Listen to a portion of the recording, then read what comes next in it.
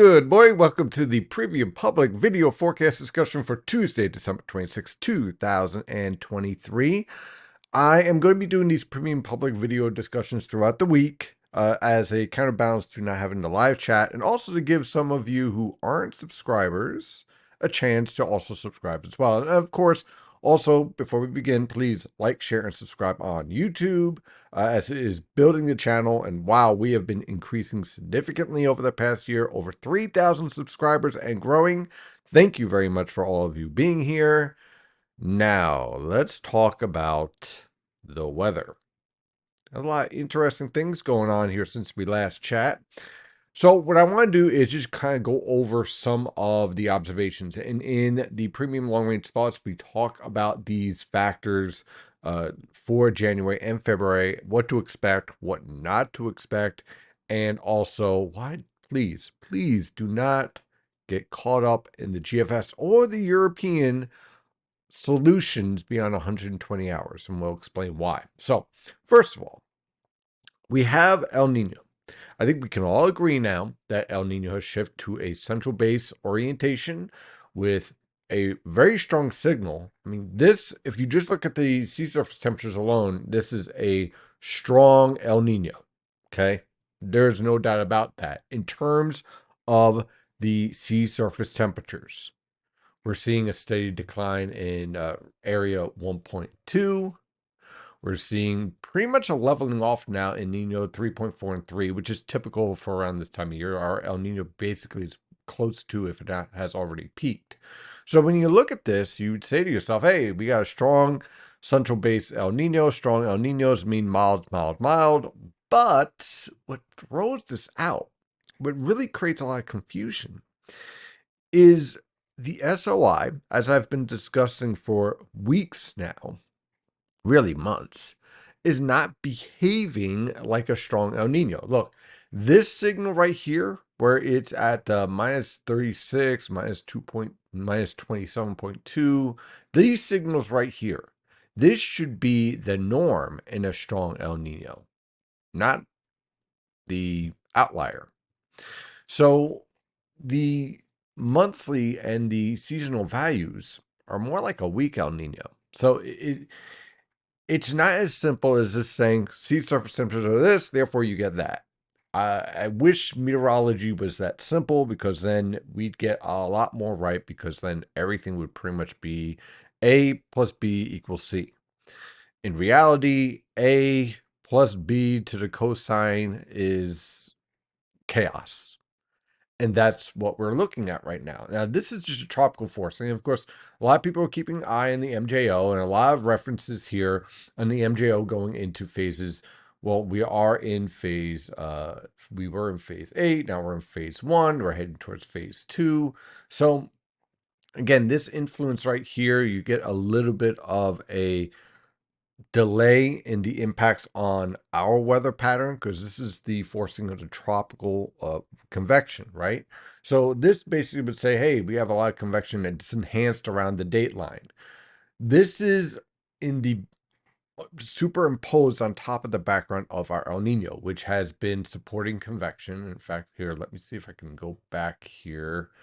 And let me scroll down here to the convection signal, because I think that's a really important signal here. Okay, so this is part of the convection signal, and notice it's right around the date line. And the reason why we really point this out quite a bit is because when we see a lot of convection around the date line, that usually means storminess and sometimes some pretty impressive snowstorms on the East Coast. And this is the signal I wanted to look at. So this is kind of another way to look at convection and lifting in the atmosphere. And this has been in place for months. In fact, you could extend this all the way back to basically early April of this signal. Now, this is your El Nino signal. So this is the long way. This is the larger signal. And then these enhancements here are your MJO signals. Okay, so the MJO is one wave and the El Nino is another wave. So when you get those two waves superimposed on top of each other, well, a lot of interesting things can happen. Doesn't always happen. There is no guarantee.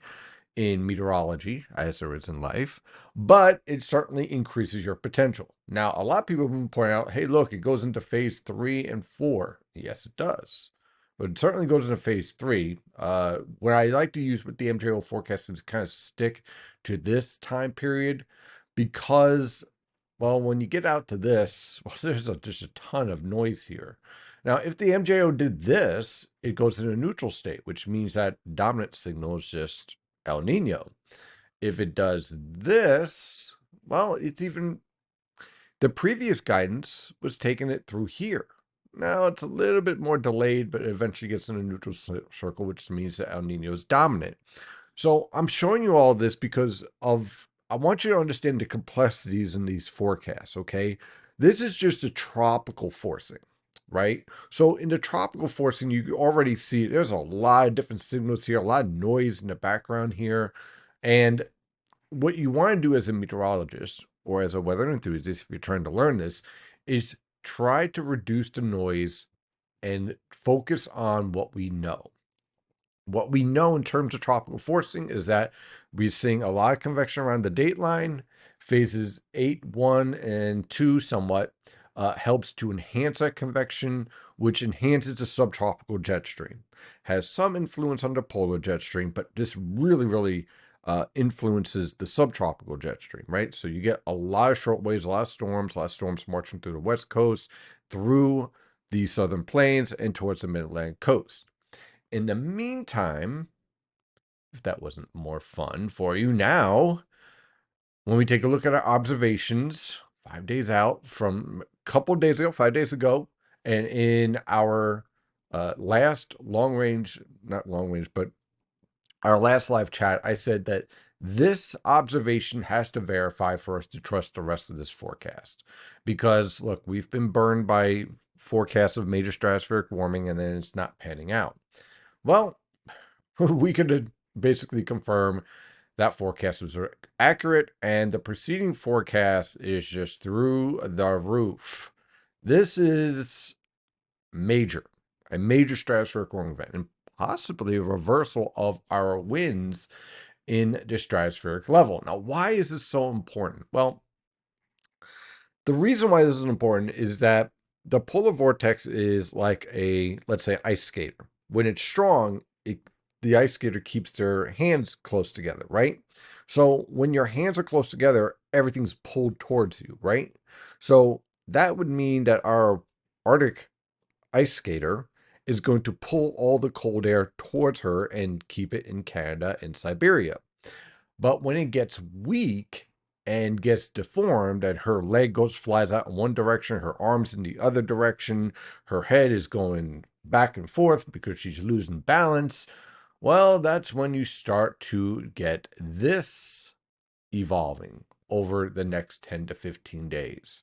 And again, I wouldn't trust the details on this, but we've been seeing this repetitive signal for quite some time. So what this does is that it allows cold air to move towards the mid latitudes. That's Europe, that's Asia, that's the United States. And when it gets this disrupted, game on for everyone. Okay. At this point, you have an active subtropical jet stream. You have cold air available. And again, this is at 50 millibars. When you start looking at the upper level pattern, you start to see the support of your ridge building. So what we're seeing here in the upper levels in this stratosphere is that we start to shift towards where you get a flow punching into the Arctic and allowing that Arctic air to drop south into the eastern United States. In the meantime, you also have a very active subtropical jet stream. Thus, you get these troughs here. And we end up with this split pattern here with all sorts of different shortwaves involved in here. Now, remember what I said, and I posted this on Twitter.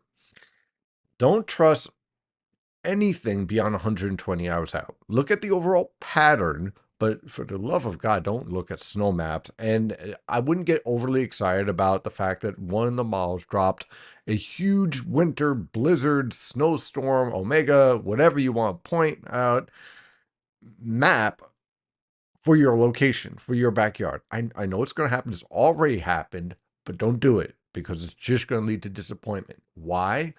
Because there are so many short waves within this pattern here that you have a variety of different solutions that could end up being everything from a low cutting up over New Jersey, leading to rain on the coast, maybe a wintry mix over the interior and snow over the Great Lakes, to a storm cutting to the south of the Delmarva, leading to snowfall for the northern mid-Atlantic, or cutting off into North Carolina, heading straight out to sea, leading to just a few snow flurries down towards Cape May, and that is about it. In other words, I don't know whether or not you're going to get your snowfall that you want, but I do know this.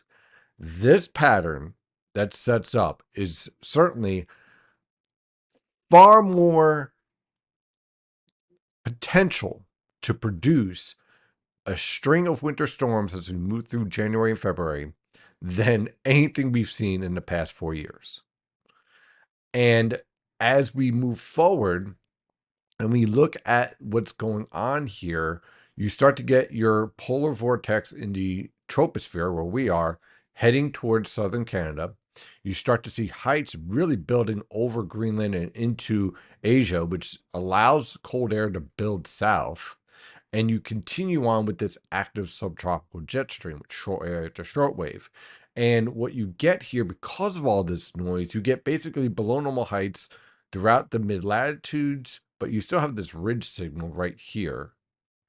And you start to get a lot of signals here around the Aleutian Islands where you get a lot of passing short waves, but the overall idea is a trough here, ridge here over Alaska, cold, broad trough in the polar jet stream, and a lot of short waves marching through, depending on the interaction with the MJO.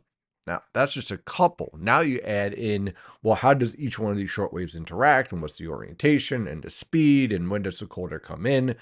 That's a lot of ingredients to throw into the proverbial cake. And so you have to be on guard. So, with that, that is the pattern that we're dealing with. Now let's take a look at some of the details and what we're looking for our forecast. So right now we're in the state of all this change going on, and we're not feeling it so much around here because we have all this changing going on in the atmosphere.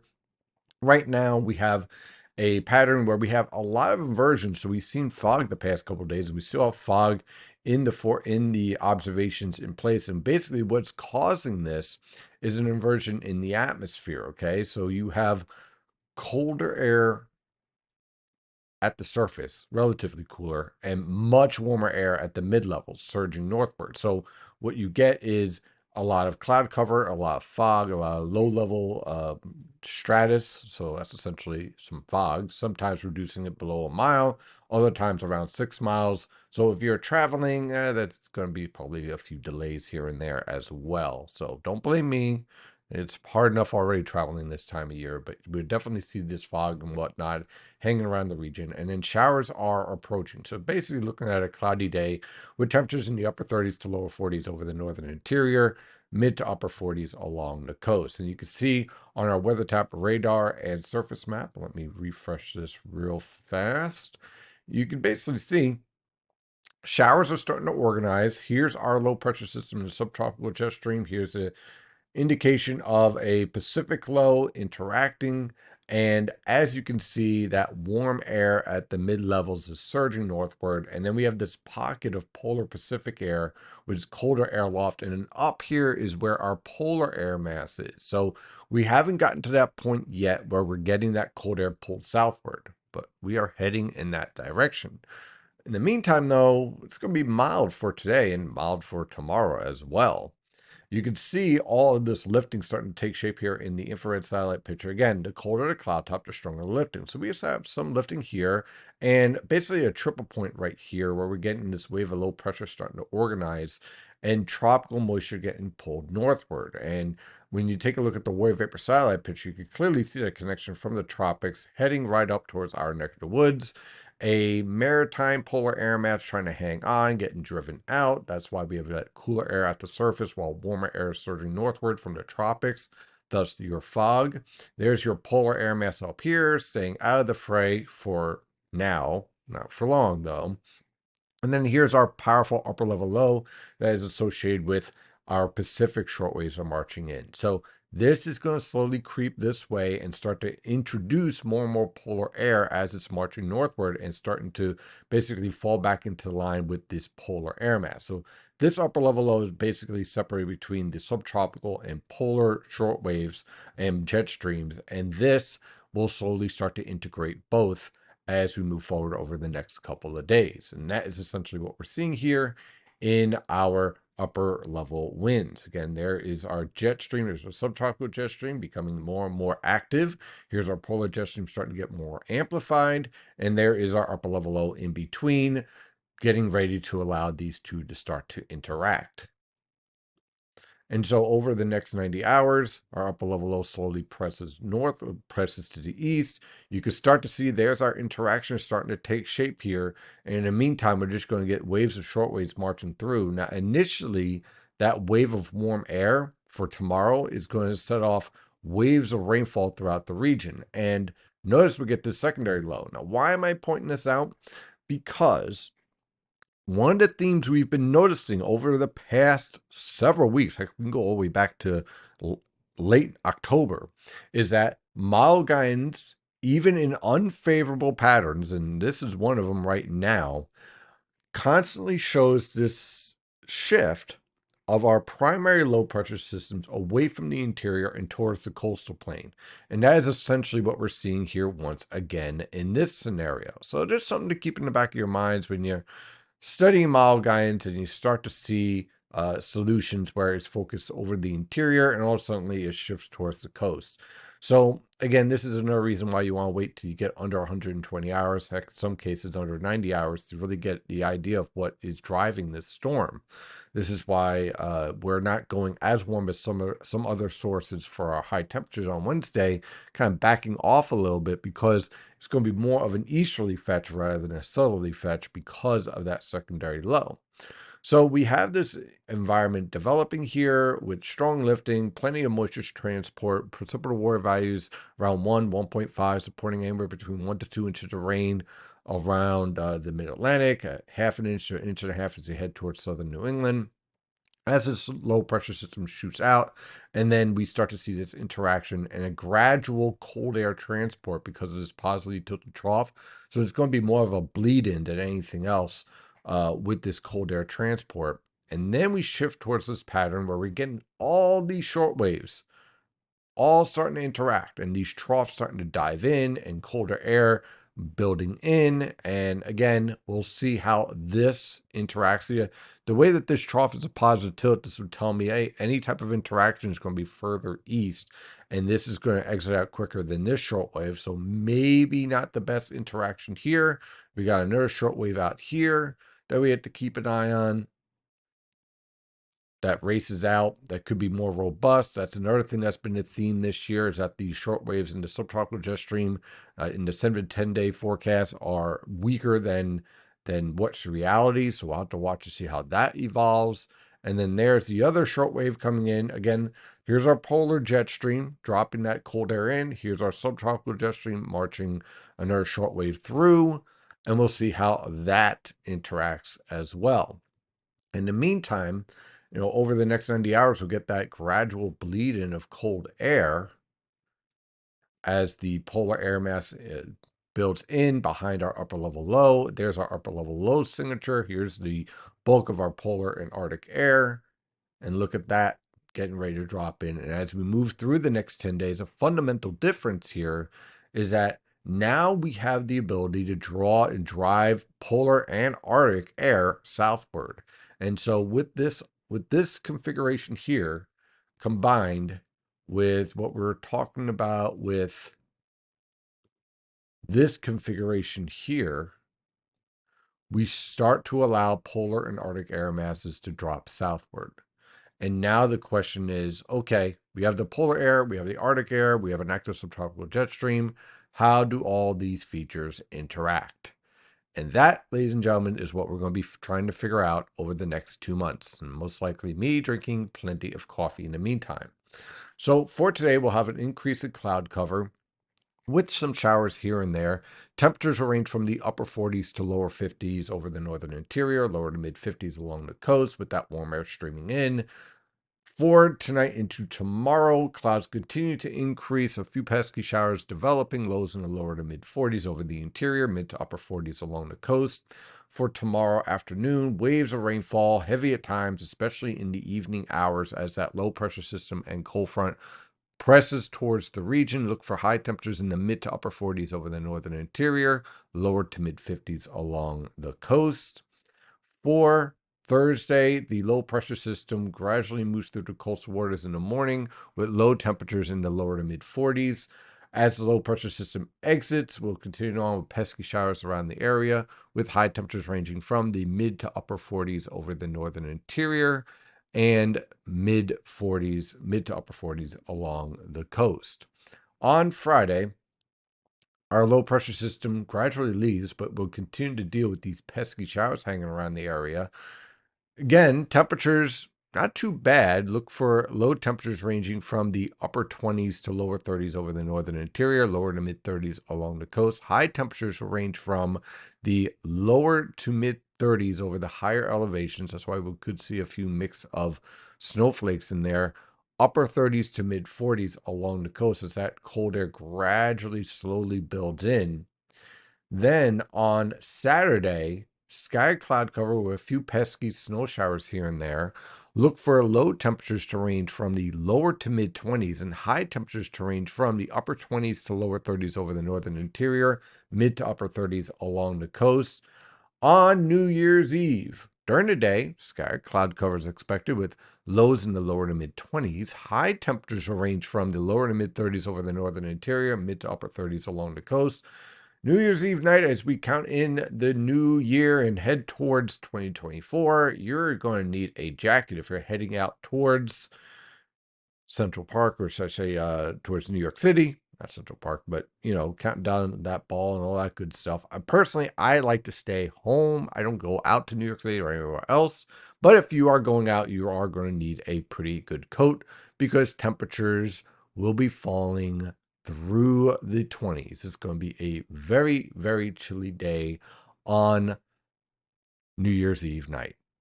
So definitely have the heavy parker. And by the time we get to the first morning of 2024, look for sky cloud cover with a few flurries here and there. Low temperatures in the lower to mid 20s over the interior, mid to upper 20s along the coast. High temperatures will range from the upper 30s to lower 40s over the northern interior, lower to mid 40s along the coast. And then on Tuesday, sky cloud cover is expected. For now, we're going to keep an eye on this storm to see what evolves here.